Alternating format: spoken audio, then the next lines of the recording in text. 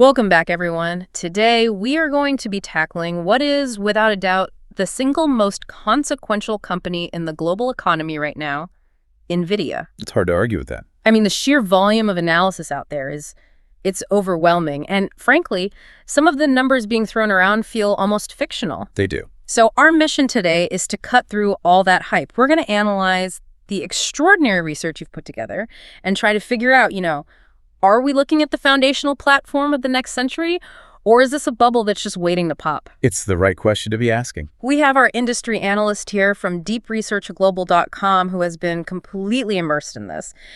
And I want to start with what I think is the most staggering piece of information. I hear you have a number that should stop every single investor in their tracks. I do. And I want to start with this one number because I think it frames everything else we're going to talk about. That number is $500 billion. Wow. That is the confirmed value of chip orders that Nvidia has already secured, spending 2025 and into 2026. So that's money in the bank. That's not a projection. This is not a projection. This isn't just a strong order book. This number, this $500 billion, it represents a foundational shift in global technology capital spending. What do you mean by that? I mean, the AI future people talk about, it isn't theoretical anymore. It's already been funded. It's been fully funded by the world's largest, most sophisticated buyers. So the risk of demand just falling off a cliff? It's basically eliminated for at least the next 2 full years. This validates the entire thesis of the AI economic revolution, and that is precisely why I wanted to lead with it. Incredible. Welcome to deepresearchglobal.com podcast. I'm an industry analyst here, and I believe that understanding Nvidia's strategic position right now is absolutely essential for making informed portfolio decisions in this new AI economy. My analysis today examines the company's current standing, this is as of November 2025, and it projects its trajectory from here. Okay, so where do we start? The most recent earnings. Exactly. If you are an investor, you have to internalize the recent third quarter results. They effectively silenced a lot of the lingering concerns about an immediate AI bubble. And I just want to highlight how strong these numbers really are. Let's hear them. Okay, revenue came in at $57 billion. For one quarter. For one quarter. I want you to just appreciate the scale of that figure. It's a 62% year-over-year increase, and crucially, it beat the consensus estimates of around $55 billion by a really comfortable margin. But, growth isn't enough. Right. You need profitable growth. Profitable growth. And what's more impressive here is the profitability. Net income surged 65% year-over-year to $31.9 billion. $32 billion in profit in 3 months. It's hard to even contextualize that. Are they already making more profit than some of the hyperscalers they sell to? They absolutely are. This level of net income shows an unmatched ability to convert that explosive top-line growth directly into massive shareholder value. And it's all underpinned by these exceptionally high gross margins that are consistently above 73%. When I see those margins, that's the financial reflection of pure pricing power. And where is that profit coming from? I know there's been a huge shift in their business. Yes, and that's the most important figure for me. The data center shift is now complete. That segment delivered $51.2 billion in the third quarter. That's almost 90%. 89.8 to be precise, of their total revenue. So it's not a gaming company anymore. It confirms the definitive pivot from their historical gaming focus to becoming the enterprise AI infrastructure provider for the entire planet. They've pulled off one of the most remarkable corporate transformations I have ever seen. And the demand is still there. CEO Jensen Huang confirmed it. He said, and I'm quoting here, "Blackwell sales are off the charts and cloud GPUs are sold out." This positions the company to potentially generate around $203 billion in total revenue for the fiscal year 2025. That kind of visibility, driven by that $500 billion backlog, it's virtually unheard of. Okay, so the financials are incredibly strong. Let's unpack that. Let's look under the hood and figure out where that pricing power and that dominance actually comes from. What stops a competitor from just building a cheaper alternative? Well, that leads directly into my analysis of their core strengths. The technological and economic moat. I see 4 key pillars here, and we have to start with market dominance. Okay. I analyze the market share data, and, a picture here isn't one of competition. It's one of overwhelming dominance. Nvidia commands an estimated 80 to 90% market share in the overall AI accelerator market. 80 to 90%. You have to pause and consider what that means for an investor. This isn't just comprehensive leadership. It's deeply concentrated in the most critical high-margin areas. Which would be the data center. Specifically, the discrete GPU data center segment. This is the absolute heart of the AI revolution. It powers all the major large language model training. And in that segment, they hold a near monopoly of 92%. 92? That's staggering. It is. This leaves competitors like AMD and Intel with just marginal single-digit shares. And that dominance translates directly into pricing power. It's why that segment alone generated over $51 billion last quarter.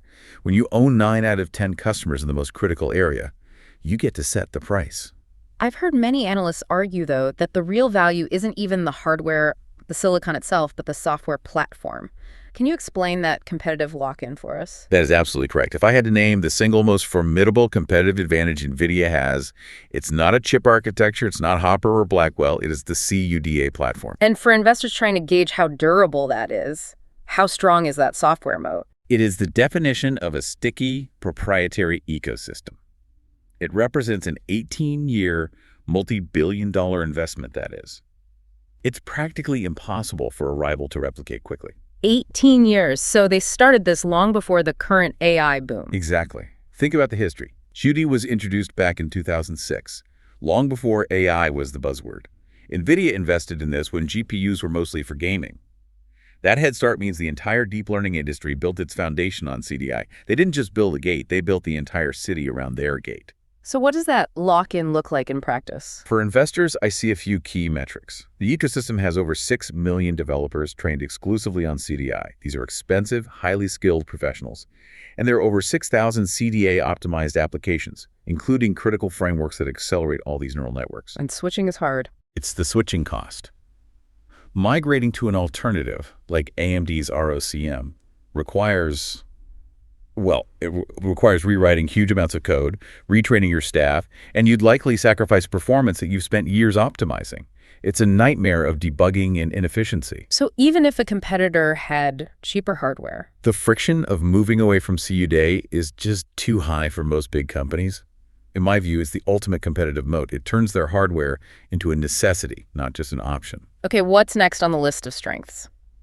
Beyond the software, I find that they've pursued a highly successful strategy of, let's call it strategic partnership integration. They're not just selling chips, they're embedding their full-stack technology across massive industries. Right, like automotive. Exactly.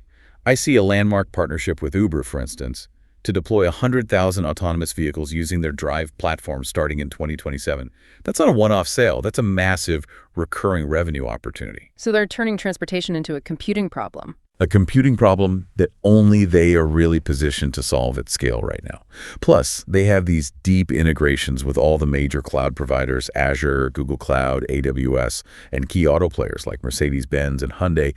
It just cements their tech as the default choice. And they can afford to keep doing this. That's the final pillar, financial strength and innovation capacity. With gross margins over 73% and almost $32 billion in quarterly net income, they can just aggressively outspend all their rivals on R&D. Which lets them stay ahead. It translates directly into a technological advantage. It allows for rapid product iteration. You see the fast transition from Hopper to Blackwell, and the Rubin platform is already scheduled for late 2026. This ability to constantly refresh the product stack, funded by those crazy margins, ensures they maintain their performance lead. So, on the strength side, overwhelming market share, the CUDA software moat, deep partnerships, and the financial power to keep the engine running. It really does sound like a fortress. It is. But every fortress has a weak spot. So I want to shift now to the critical weaknesses and vulnerabilities you identified. Where are the cracks in this monumental structure? Okay, yes. I have to shift my attention now to the critical vulnerabilities, and investors must factor these into their risk modeling. I see 3 primary, and I'd say intensifying, risks. And the first one is? The first point is, in my view, a significant and growing vulnerability, customer concentration risk. It's alarmingly high, and it's getting worse. I have to emphasize that 4 customers accounted for 61% of their sales in Q3. 61% from 4 customers. And that's up from 56% just the quarter before. So it shows a rapid increase in reliance on just a handful of buyers. And we're talking about the big 4 hyperscalers, right? Microsoft, Amazon, Google, Meta. That's who it's widely believed to be. And the investment risk is. It's clear and profound. These companies make synchronized capital spending decisions. If this handful of companies suddenly decides to cut back on spending, or, more threateningly, shift toward their own custom chips, Nvidia's revenue could experience severe, sharp quarterly drops. But hold on, doesn't every hardware supplier in the cloud era face this? They all sell to the same 4 or 5 giants. What makes Nvidia's concentration so uniquely dangerous? That's a fair question, and here's why I see it as uniquely dangerous. First, the intensity is extreme, and it's increasing. But second, these aren't just customers, they're also sophisticated competitors. Right, they're all developing their own chips. Exactly. If these customers get good enough with their own chips, like Google's TPUs or Amazon's Trainium, they can pull back 10, 20, 30% of their orders almost instantly, especially for the lower margin work. It creates this really delicate, potentially volatile situation. Okay, that makes sense. What's the second major risk? My analysis also highlights the unavoidable manufacturing dependency and geopolitical exposure. This is tied to their fabless model. They design the chips, but they don't actually build them. They outsource it all. All of it. And this creates an existential supply chain risk because their near total dependency on TSMC in Taiwan for all their advanced chips. And the risk there is obvious. I want to remind investors that over 80% of this production is still concentrated in Taiwan. This exposes the company to severe geopolitical risk amid tensions with China. A disruption in the Taiwan Strait would instantly halt the supply of Nvidia's most profitable products. Are there any alternatives? What about the new fabs in Arizona or Japan? They're simply not available at the required scale or for the most advanced nodes yet. Those new fabs won't reach the needed capacity for Nvidia until the very late 2020s. So for the foreseeable future, this concentration is unavoidable. It is the single greatest non-market risk they face. And the third risk is also related to geopolitics, isn't it? Yes. It's another serious headwind created by U.S. policy. The loss of the massive China market revenue. Export controls have effectively eliminated what was a multi-billion-dollar revenue stream. How bad is the drop-off? China sales were only $50 million in Q3. $50 million, that's a rounding error for them. It's a dramatic decline. The expanded restrictions banned the sale of their most advanced chips. And while they did get authorization to export some Blackwell chips to places like Saudi Arabia and the UAE. Is that enough to make up for losing China? I believe these new Middle Eastern markets cannot fully compensate for the lost annual revenue from China. China was a huge, multifaceted market, replacing that with large but separate government sales. It's a huge strategic shift. So despite all those risks, the outlook still suggests this explosive growth. Let's pivot to the opportunities. Where do you see the next massive growth frontiers for this company? Well, despite the risks, the opportunities for expansion are massive. And they're all underpinned by the visibility from that enormous backlog we talked about. Right, the $500 billion. The immediate future, the next 2 years, it's all built on the Blackwell architecture and its successor, Rubin. My team projects approximately $350 billion in combined revenue from just those 2 platforms in the 14 months leading up to the end of 2026. And that number alone basically explains the current valuation. It does. This trajectory would put Nvidia among America's highest revenue companies, potentially approaching the scale of retail giants like Walmart or Amazon. That's a staggering thought for a semiconductor company. And beyond just selling more powerful chips. Well, my analysis of the total addressable market, or TAM, shows huge expansion potential. The total estimated TAM is projected to exceed $428 billion by 2027. So the market is really just beginning to mature. And you mentioned automotive earlier. Beyond the core data center segment, which should hit $320 billion by 2027, the automotive segment presents significant long-term potential. It's moving from being a small niche segment to a major revenue driver. That's the Uber deal and others. Exactly. The shift to AI-defined vehicles ensures Nvidia becomes the core computing platform for future transportation. You're basically talking about data centers on wheels. I find that fascinating, but I want to dive deeper into something Jensen Huang keeps stressing, this idea of physical AI. The term itself seems revolutionary, moving AI out of the cloud and into the real world. What should investors be tracking here? I see physical AI which is executed through their Omniverse simulation platform and the Isaac robotics framework, as maybe the single most exciting emerging opportunity. So what is it exactly? It's about using AI not just to process data, but to control and simulate real-world physical systems, moving from digital processing to physical interaction and automation. So like a digital test ground for robots? That's a great way to put it. Omniverse creates digital twins, perfect physics-accurate simulations of factories or cities. You can train a robot for millions of hours in that simulation before you ever deploy it in the real world. Which saves a ton of time and money. And risk. And the Isaac framework then takes those trained models and puts them onto the physical robots. We're already seeing partnerships here. They're powering solutions for Amazon for autonomous manufacturing audits and collaborating on next-gen factories to address labor shortages. So it's a huge diversification play away from just the hyperscalers? It's tremendous long-term diversification potential. And finally, I see a clear opportunity in software and services monetization. They're actively shifting to create recurring, high-margin software revenue streams. The holy grail for investors. It is. Things like Nvidia AI Enterprise and DGX Cloud. They're offering AI as a service. It commands premium pricing, it massively increases switching costs, and it improves revenue predictability. It's exactly what investors focused on sustainable growth want to see. Okay, we've established the massive growth drivers. Now let's address the elephant in the room. Success attracts competition. The threats are mobilizing. And I want to start with what you identified as the most significant threat, that custom silicon trend. Right. I'm now turning to the threats that could undermine this dominance over the medium to long term. And this is, I believe, the single most significant long-term threat to their pricing power. Custom silicon development by their own customers. The hyperscalers. Google, Amazon, Microsoft, and Meta are all deploying or developing their own custom AI chips. Google's TPUs, Amazon's Trainium, Microsoft's Maya, Meta's MTIA. So how big of a threat is that really? Can they actually compete with Nvidia? Well, to understand the threat, you have to distinguish between two types of AI workloads. First is training, building the models from scratch. Nvidia has an unassailable lead there for now. The second is inference, the lighter work of actually running the model. And that's where they're focusing their efforts. That's where the hyperscalers are focusing. Right. These proprietary chips, they directly challenge Nvidia's pricing power and volume. Amazon's Trainium, for example, is reportedly showing better price performance for specific inference tasks. So the risk isn't that Google stops buying from Nvidia completely? No. The risk is that if they can handle 50 or 60% of their easier AI work themselves, that cuts deeply into Nvidia's overall sales volume, and it severely limits their ability to charge premium prices for every chip they sell. What about the more direct competitors, like AMD? We are seeing intensifying competition from rivals, even if they lag substantially.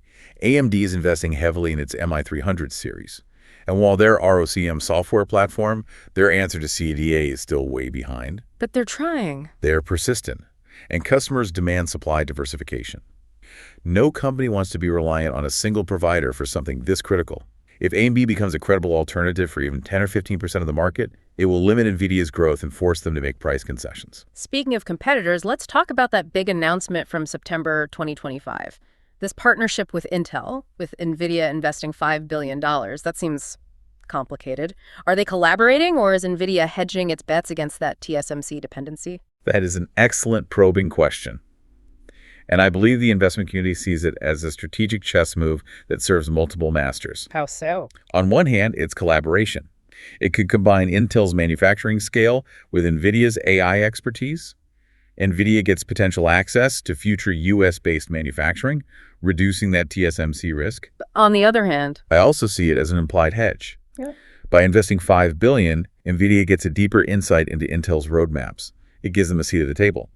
If geopolitical risk in Taiwan escalates, they've financially incentivized a domestic alternative to scale up rapidly, even if it means funding a long-term rival. it's a complex maneuver. A necessary and a complex maneuver. Finally, despite the strong results, skepticism persists about the sustainability of these current AI spending rates. The AI bubble dynamics concern. Right, the question of whether this is all just hype. I see risks here, including what some call circular financing structures. For instance, the $100 billion investment in OpenAI, which involves massive chip purchases. Skeptics can see that as artificially inflating demand. And the bigger question is about the return on investment. Exactly. There are persisting questions about the actual ROI. Companies are spending billions based on the promise of future productivity gains. If those gains disappoint over the next 18 months, capital spending across the whole industry could contract sharply. That, plus the physical grid capacity bottlenecks we mentioned, could really slow things down after 2026. This has been a really comprehensive look at the entire landscape, so let's conclude with the investment implications. For the person listening, what do they do with all of this? What's the short-term thesis versus the long-term risk profile? Okay, I'll conclude my analysis with the investment implications for 2026 and beyond, a framework for decision-making. Sure. My near-term outlook for 2026 is fundamentally strong. It's driven by that exceptional $500 billion backlog and the Blackwell ramp. The company is positioned for continued triple-digit growth in the data center. That outcome is essentially locked in. What are the catalysts to watch? Near-term catalysts include the automotive revenue from the Uber deal, which shows tangible diversification, and the continued stability of their mid-70% gross margin guidance. That signals durable pricing power. So the near-term looks exceptional. But long-term? However, the long-term strategy requires careful risk management. The current valuation, you have to remember, already implies that significant sustained future success is priced in. There is very little margin for error. So what's the bull case? The long-term bull case relies on Nvidia becoming the undisputed computing platform for all AI applications, shifting from just a chip supplier to an infrastructure provider that charges for software and services. So for investors, what should they be monitoring? I recommend a structured, risk-adjusted framework. 3 key monitoring points. First, monitor customer concentration. Watch hyperscaler capital spending guidance every quarter. If 2 or more of the big 4 signal the reduction, that's your warning signal. Okay, number 2. Second, assess the competitive moat. Follow the adoption rate of alternative software, like ROCm.